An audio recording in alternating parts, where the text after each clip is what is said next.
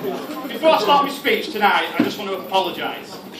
And I want to apologise for my nerves. I've been absolutely fine about doing this speech until last night. And we sat in the waterfront bar over there, and Phil came up to me, tapped me on my shoulder and said, "You know, if you do a good job tomorrow," he said, "you can be best man at my next wedding." So anyway, here goes. Ladies and gentlemen, boys and girls, family and friends, work colleagues, hotel staff, freeloaders and gypsies. I think that's everyone here, apart from Dan. For those of you that don't know me, I'm Graham, Phil's brother-in-law. Now officially known as the best out of everyone he knows. For those of you that do know me, and you knew that I was going to say a few words today, I find it very touching that you still decided to turn up. I'd like to say on behalf of everyone here a massive congratulations to you both. And I'd like to personally thank you both for giving me a few days off work. Seriously, Megan, you look fantastic. Everyone involved looks stunning, and you've both made Phil and Meg proud.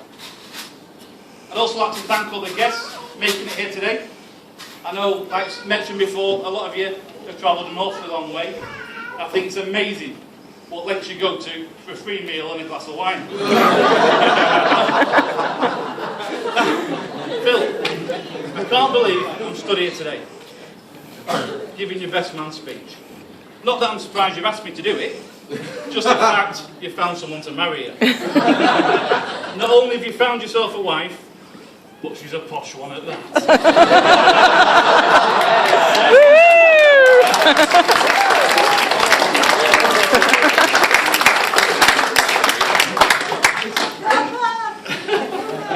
In the end, having accepted the role of the best man, I'm pretty happy with how things have gone.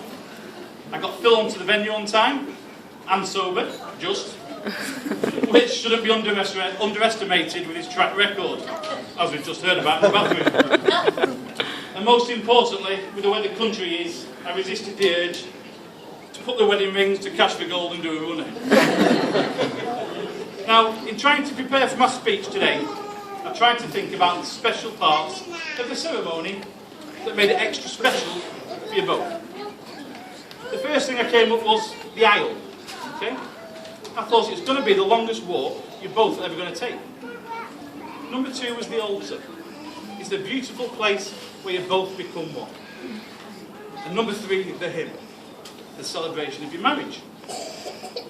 But when Megs was walking down the aisle today, I think she was thinking of the same key parts, because she was saying the same things. Aisle, altar, hymn. Aisle, altar, hymn. I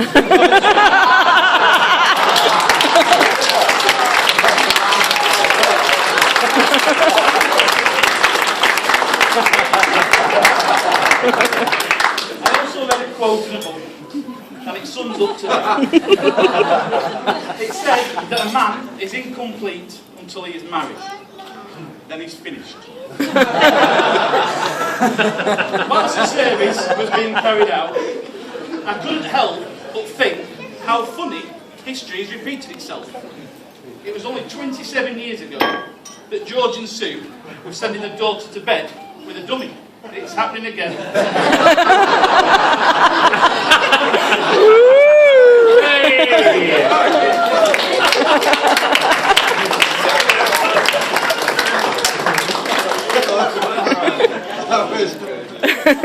Looking at Phil today and how good he looks, apart from copying my suit, you might not believe it, but initially he was not a pretty baby. In fact, Kath and Amy had to have shutters installed on his pram to hide him away. Mr. K! But also, on a serious note, Phil did struggle growing up. He was quite slow at school, and he was a bit different than all the other 5-year-olds. He was 11.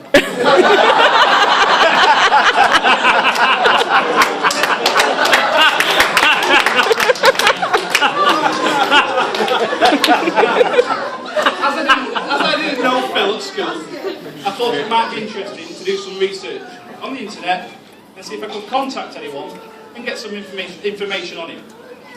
I tracked down a former schoolmate of his on Facebook, and he told me that Phil tried to play football and rugby on numerous occasions. I asked him what he thought of Phil's playing ability, and I quote, "We all found Phil to be absolutely useless in every position he tries." Megan, I hope you've got better luck tonight.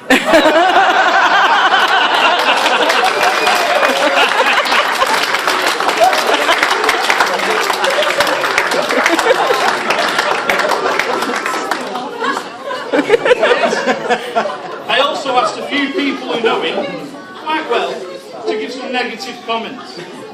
And I struggled to find anybody, but I did find some. When I heard the words belligerent, lazy, stubborn, useless and moody, I thought, hang on a minute, that's a bit tough that. But I suppose if his parents don't know him, then no one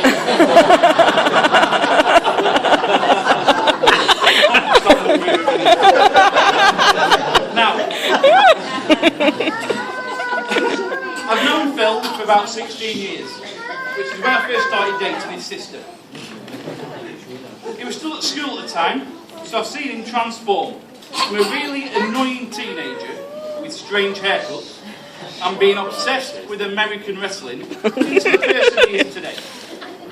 I suppose what I'm trying to say is, apart from no longer being a northern drinking lager lout, nothing's changed, apart from living down south and trying to become something from the only way is Essex.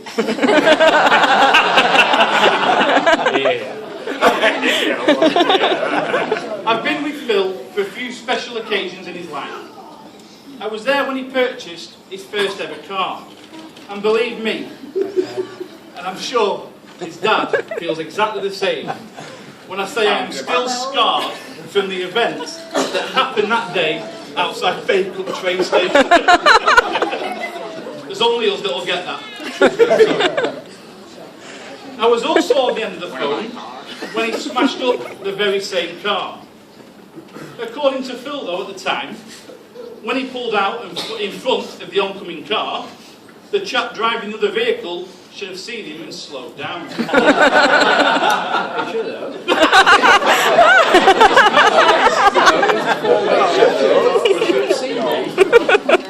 After leaving school, Phil became a microwave chef at a local eatery.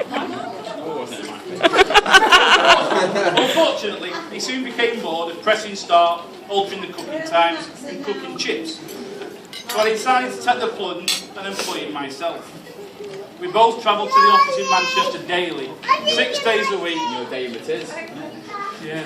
In endless amounts of traffic jams, something we both soon got bored of. So we moved to a location nearer home. Phil did really well, was promoted up the ranks. It was then he decided to join the army, make a man of himself. As we all know, we're still waiting. There he was, living down south. It was only after a short while we had the phone call. He phoned up Joanne, my wife, his sister, and said, "I've met someone, but I need to ask a favour. Before it gets serious, will you both travel down here and check her out?"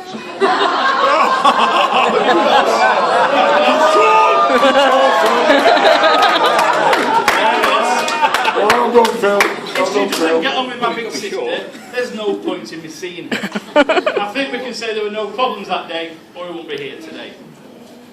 Now, we all know it's only recent that Phil has left the army.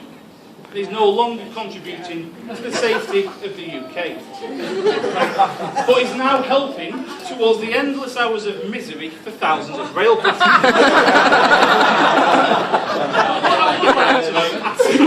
What I would like to do is I want to clear the air from when he was a squaddy. Now, a part of being in the army means a long time away from loved ones. And when Phil was away, I believe Megan used to miss male company. So can I just ask if anyone has still got a key to George and Sue's home that they were given while Phil was away?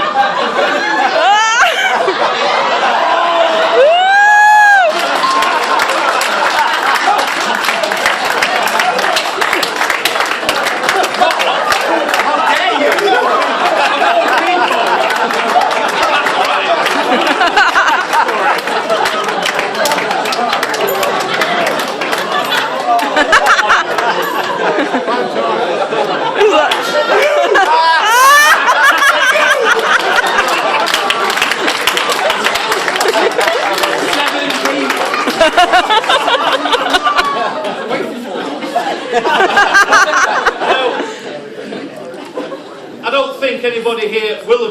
the key to Phil's army room. If they have, can they bring it up now?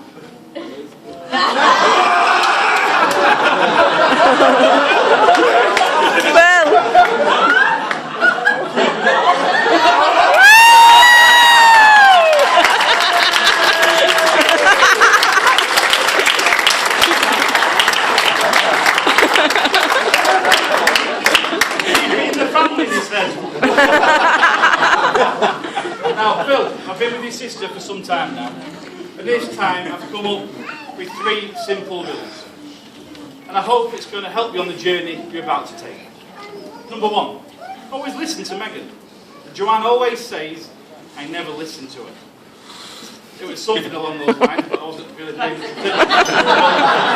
Number 2, the best way to remember your wedding anniversary is to forget it just the once. Believe me, it works. And finally, number 3, remember the little saying, a happy wife is a happy life. Megan, always remember, Phil is like a fine wine. When he started out, he was like a little grape. And it's your job, to stamp all over him until he matures into something you'd like to have.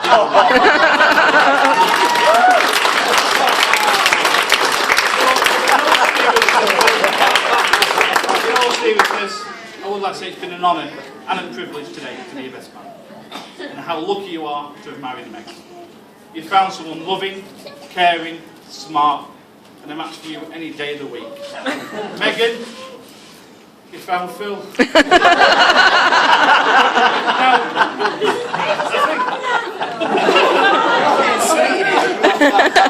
think I've bored you all enough. So, to wrap up, there's a man that will drink to absolutely anything. It gives me immense pleasure to invite you all to be upstanding. Please raise your glasses. Join me in a toast, ladies and gentlemen, bride and groom. Bride and groom. That's me done. Woo!